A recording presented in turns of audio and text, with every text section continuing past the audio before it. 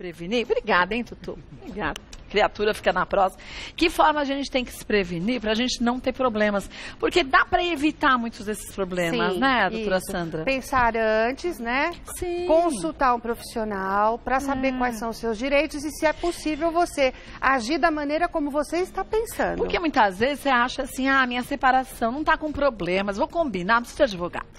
A gente conversa, certo, e né? a gente acerta e tudo bem. E Os depois dá filhos mais ficam comigo problema, né? mesmo, mas precisa ver se o outro lado aceita isso, né? E às você vezes já não está programando uma outra Então, situação. Às vezes parece que aceita de início, mas lá na frente a história é outra. Exatamente. Né? Vamos para as perguntas que surgiram, gente?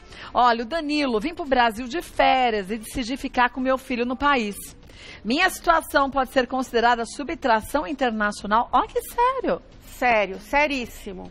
Então nós temos aí uma situação, veja só, a criança hoje no Brasil, então é considerado sequestro de menor. Pois é. Então, a criança não pode ser tirada simplesmente do país, ela tem que permanecer no lugar onde ela habita, onde ela vive, onde ela convive, frequenta a escola. Então, passeio, veja bem, o que acontece, Kátia, às vezes está mal no casamento. Então, tem um casamento, é casado com um estrangeiro, está no exterior, então a criança convive lá, ela habita naquele local. Então, ela diz assim, eu vou passar férias, vou aproveitar, ou o Danilo, como ele mencionou, né? Vou passar férias, vou para o Brasil, vou voltar para minha cidade, Natal, etc. Ninguém vai me procurar, porque eu venho em férias e vou acabar ficando, vou matricular o filho por aqui e vai... Não é assim que funciona. Por quê?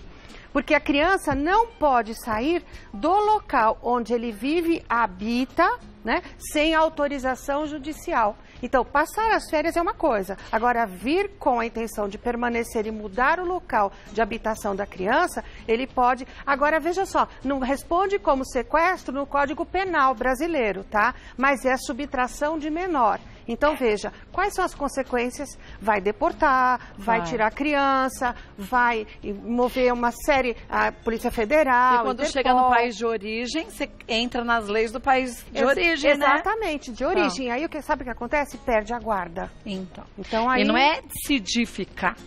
Exato, não e vale a pena. Parte, gente. Então, não vale a pena. Então, não está bem? Então, peça o divórcio, né? Peça o divórcio. Hoje pode ser feito através de consulado, né? Se é brasileiro, então, contrata um advogado no Brasil para que seja feito através de consulado. Decide a questão da guarda, decide a questão das visitas, mas não tire a criança do país, a não ser que seja férias, um passeio, visitar os pais e tal, mas com a intenção de não retornar. Tanto é que para se tirar uma criança de um país para o outro, você tem que ter uma autorização do outro, da contraparte, da mãe no caso dele, dando autorização para que você leve o filho naquele período de X e X com o efeito de férias. Exatamente. Né? E nós tivemos recentemente um caso agora, né? A mãe acabou perdendo a guarda, depois retornou, graças a Deus, tudo bem, mas é muito difícil. E quanto tempo demora isso? Você vai ter que discutir lei de outro país, outra língua, vai ter que contratar profissionais de lá. Então, quer dizer, é um processo caríssimo, dificílimo, né? As chances são remotas. Então, uma vez que se perde a guarda, então para quê? Pra que com esse risco, gente? Vamos ver mais uma? Carla, estou me divorciando do meu cônjuge no exterior e pretendo voltar ao Brasil. Preciso tomar alguma providência junto à justiça estrangeira em relação aos nossos filhos em comum? Olha só, inclusive voltando naquela questão anterior. Precisa sim. Então, não é só se divorciar. Veja só, você está num outro país. Então, tem a legislação deste país. Então, você tem que ser respeitada. Os filhos residem lá. Então, tem que se estabelecer o quê? A guarda dos filhos, com quem vai ficar. Não tira os filhos do país pura e simplesmente. Então, resolve essa situação, se divorcia nesse país e depois você pode retornar sim. Mas se não decidir com relação à guarda dos filhos... Né? E quando vai fazer a separação e se fala da guarda dos filhos, tem que falar da sua vontade de voltar ao seu país de origem, né? Exatamente. Não é para fazer surpresinha depois, né? Porque se a pessoa permanecer no país, então se, por exemplo, a Carla resolver permanecer no país, então ela vai estar de forma ilegal, não é isso? Então ela não vai poder ficar no país, fazer a guarda compartilhada, até pode, mesmo que seja em países diferentes, tá? Que a responsabilidade você pode dividir de qualquer maneira, né? Mas ela não vai poder permanecer. Então, estabeleça antes, mas não venha embora trazendo os filhos sem autorização e sem estabelecer judicialmente com as leis daquele país. A partir daquele pressuposto que a gente faz com os outros, que a gente gostaria que fosse feito com a gente. Exatamente. E a lei está aí justamente para fazer prevalecer isso, o direito de igualdade. Exato. E sabe, Kátia, quando envolve menor, tem uma questão de convenção. É um tratado, é um acordo entre países, né? Que isso o Brasil, ele assinou em 2000. Então, tá valendo. E a criança até 16 anos, válido para criança até 16 anos. Bom, volto, tem 1000 perguntas ainda. Agora eu vou te dar uma dica. Eu fiquei de queixo caído. Vontade de pegar tudo. Vamos para a pergunta que vai aparecer aí. Mais uma dúvida que é da Renata. Ó. Ao chegar no Brasil, obtive uma decisão judicial para a guarda provisória da criança. Isso afasta a aplicação de convenção? Até quantos anos se aplica a convenção? Você falou que até 16, né? Exatamente. Tá. A convenção, então, entre o Brasil e os outros países, porque o Brasil é signatário, ou seja, assinou, concordou. O que é essa convenção? Para que os menores não sejam tirados do seu país, da sua, de onde ele habita, simplesmente porque os pais se separaram, se divorciaram, um deles tira a criança. Então, para regulamentar isso, porque são vários os casos, sabe, Kátia? Tratados, inclusive, através de consulado, através de líderes religiosos. Então, é extremamente complicado. Então, veja só, a lei do Brasil, no seu divórcio, se você vier para cá e se divorciar, vale pela lei do Brasil? Vale, mas em termos, porque você tem um casamento no exterior e a criança vive no exterior, então não adianta você vir aqui, homologar um acordo com a parte, se no tratado feito entre o Brasil e o país ao qual você é casada, estabelece que a criança deve permanecer no local da sua habitação. Então, se a criança nasceu, permaneceu durante longo tempo da sua vida naquele país, então vai permanecer a residência da criança naquele país de origem, salvo se o pai ou a mãe concordar na mudança de endereço dessa criança, que ela venha para o Brasil. Mas sem isso não dá, muita cautela, porque independente da lei, a convenção não permite que se tire a criança desse local que ela já está acostumada. Então, Renata, faça tudo dentro da legalidade. Isso mesmo. Porque pode vir para o Brasil para fazer essa homologação e não vai dar certo, né, Kátia? 100%. Pois é. Vamos ver mais uma? Jussara, numa inseminação artificial caseira, o pai que é estrangeiro pode pedir reconhecimento de maternidade. O que é inseminação artificial caseira? Olha, Kátia, isso aí é um problema, tá sendo assim uma discussão muito grande ultimamente. Por quê? Você sabe que existe a questão de inseminação artificial. Sim. Isso todo mundo sabe. Uma caseira? Então o que é caseira? Então caseira dá a entender o seguinte, que é sem a orientação médica, sem a orientação jurídica e sem se estabelecer documentado, porque fala assim, inseminação artificial provém de sêmen doado. Então, eu pego o sêmen, eu chego em casa e coloco? Exatamente. Então, veja só, Kátia, quando Coisa se faz louca. a diferença, se faz a inseminação artificial documentada, através de um doador que você não conhece, você sabe o banco de sêmen. De sêmen, você tem as qualificações alto, branco, como fez negro, aquela atriz, loiro, exatamente. Como é o nome dela, tia?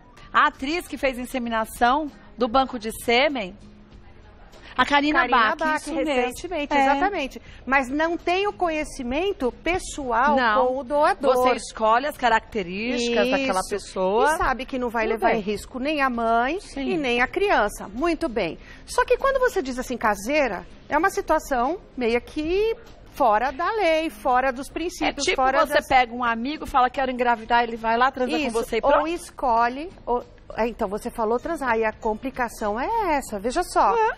Se é feito caseiro, é sem que ninguém administre essa situação. Então, entre os dois, é feito um pacto entre os dois. Então, diz, olha, é uma produção independente, você não vai me cobrar nada e não me venha com essa história de querer a paternidade dessa criança. Ah, não, tudo bem, eu faço. Eu só quero realizar meu sonho de ser mãe. E eu vou realizar esse seu sonho. Uma pessoa qualquer, né? Um homem qualquer que vai fazer. Então, tudo bem, é feito tudo de forma caseira, ou seja, na casa, dentro de um hotel, dentro da casa, sem auxílio médico, sem auxílio de um advogado para estabelecer regras, onde efetivamente ele está doando e não vai cobrar nada, e não vai requerer nada, e sem previsão de que não tem uma doença transmissível, etc. e tal. Aí engravida. Vamos dizer que nesse caso assim, ele pode pedir o reconhecimento de paternidade? Ele pode. Por quê? Existe algum documento? E como se prova que não houve relação sexual de verdade? Não é, Kátia? Porque houve a fecundação. Como provar, né? Então, quer dizer, mas não foi através de um banco de sêmen, então não foi de uma forma legal. Então, e se ele disser assim, não, realmente nós tivemos a relação sexual, ela engravidou e eu quero o reconhecimento da paternidade. Eu não queria mais, agora quero. Agora quero. Por isso tem que fazer um documento. Né? Exatamente. E pode pedir a guarda dessa criança, de repente, se é um estrangeiro, olha o risco que corre. Gente, a mãe vai no e a banco criança. de sêmen. Mas é porque as pessoas não querem pagar, porque é caríssimo ainda isso. Entendeu, Kátia? Então aí quer fazer, vai fazer de forma caseira. Quer dizer, caseira é man baby, é uma situação sem ter conhecimento do que pode acontecer futuramente. Gente, tem economia que não é economia. Exato. É você assinar um atestado que você está a fim de correr risco de ter problema lá na frente. Aí vem, você gasta muito mais. Leva o filho, então, né, prova que é pai, requer a guarda e aí vai ficar muito complicado, uma né, conversa Kátia? estranha essa, não caseira, é verdade, né? Kátia? Mas existe, viu, Kátia? Maria. Existe. Bom, já volto e a gente fala de mais um. Agora aqui de caseiro não tem... Voltando com a doutora Sandra Daniotti, vamos ver mais uma dúvida? Vamos ver. Ana Lúcia, o pai do meu filho não paga a pensão alimentícia e não visita a criança há muito tempo. Posso decidir unilateralmente mudar o local de residência da criança? Não pode. Qual é o início da pergunta? Ele não paga a pensão, ele não visita há muito tempo, então eu entendo assim, não tem interesse, não paga a pensão, então eu vou decidir tudo sozinho. Ora, minha amiga, então eu vou orientar o seguinte, não cumpre com as obrigações, não paga a pensão, executa. Não visita, ingresse com uma ação obrigando a que ele cumpra o que ficou decidido no acordo. No seu divórcio, na sua separação, o que você fez, houve um acordo, porque com o menor só pode ser através de juiz, né? Onde se decide os dias de visitas, qual o valor da pensão, execute este acordo, execute a decisão judicial e faça cumprir. E com relação, eu posso fazer qualquer coisa porque o filho eu entendo que é só meu, porque ele não está nem aí, não tem interesse? Não, não pode. O filho é dos dois. Não tem nada a ver com a outra. A ver com a outra. Então, se mudar o endereço, então tem que comunicar. Né, Kátia? Tem que, principalmente, se estiver no exterior, resolver voltar ao Brasil, então precisa tomar cuidado com isso. Não pode simplesmente não paga, não faz nada, eu vou embora e vou levar a criança. Não, não é assim, tá? Então precisa tomar as decisões judiciais cabíveis para depois pensar nessa mudança e comunicar o pai. Via advogado. Com certeza. Não é a gente ligar e pronto, isso, né? Isso, Kátia, porque eu liguei e avisei. Então, qual é o ônus dessa prova? Quem é que tem que provar que avisou? É você. Então, como é que você avisa? Num telefonema, vai ter uma quebra de sigilo telefônico e vai pedir... Isso é dificílimo. Faz a coisa certa. Faz através de uma notificação, ainda que seja através de um e-mail. Preciso mudar o endereço. A partir de tal data estaremos residindo no local tal, endereço tal. Telefone assim, para fazer contato se você tiver interesse. Aí, de repente, ele até acorda e vai falar, puxa vida, mudou de endereço, eu preciso visitar meu filho. De repente, desperta. Milagres acontecem. Mas execute a pensão. Uma coisa é uma coisa, outra coisa. Vamos ver a última de hoje, da Vivian. No caso de violência doméstica, posso voltar ao Brasil com meus filhos? Olha, Kátia, veja só, sofrer violência doméstica. O fato de você sofrer violência doméstica não significa que você vai pegar o filho, as malas e vou embora. O que você vai fazer? Você vai procurar o consulado, você vai procurar um advogado, você vai procurar as pessoas que podem te ajudar nesse sentido, vai fazer uma ocorrência policial dessa violência, porque como se prova essa violência doméstica? Através de testemunhas, através de uma ocorrência policial. Só assim você vai estar amparado, vai ser acolhido e eles podem te ajudar a voltar para o seu país de origem. Mas simplesmente porque você diz, olha, eu sofri violência, peguei um avião, peguei meus filhos e vim embora. Sabe o que vai acontecer? Ele vai pleitear a guarda dos filhos, virão buscar e você vai sofrer muito e não vai resolver. Então vai sofrer 2 vezes violência. Então comunique antes de vir e vai passar por um procedimento, divórcio e volta para o país de origem. Gente, olha, para não ter problema, sempre constitua um advogado. É separação, mesmo que você fale, mas não tem filhos, fale com o advogado. Essa história de economizar, ficar com o advogado para os dois, pode dar problema, e normalmente dá, não dá? Sim, normalmente dá. Então faça a coisa certa, ninguém casa pensando em se separar. Mas se isso acontece, faz a separação da forma correta, de acordo com a lei, Se tem os filhos, a mesma coisa. Você já falou isso que é muito importante. A pensão alimentícia é dos filhos. A mãe não tem direito de dizer que não quer. Não quer usar, cata a pensão, põe numa poupança e a criança no futuro usa. Usa, vai fazer uma direito faculdade. Dos filhos, exato, e não da mãe, né? Exatamente. Então a mãe não pode falar, esse dinheiro me faz mal. Guarda, põe numa conta e a criança usa no futuro, mas faça valer direitinho os seus direitos, os direitos dos seus filhos. E esqueça nessa hora de separação o problema que você tem com o seu cônjuge. A criança não tem nada a ver com isso, exato, né? Isso Vou passar os contatos da doutora Sandra Daniotti, Facebook Sandra Daniotti com 2 T's, e-mail sdaniotti@uol.com.br. Querendo sugerir algum tema, fique à vontade. Doutora Sandra retorne, a gente esclarece para você. Muito obrigada. Um beijo. Beijo. Bom trabalho para você. Aqui...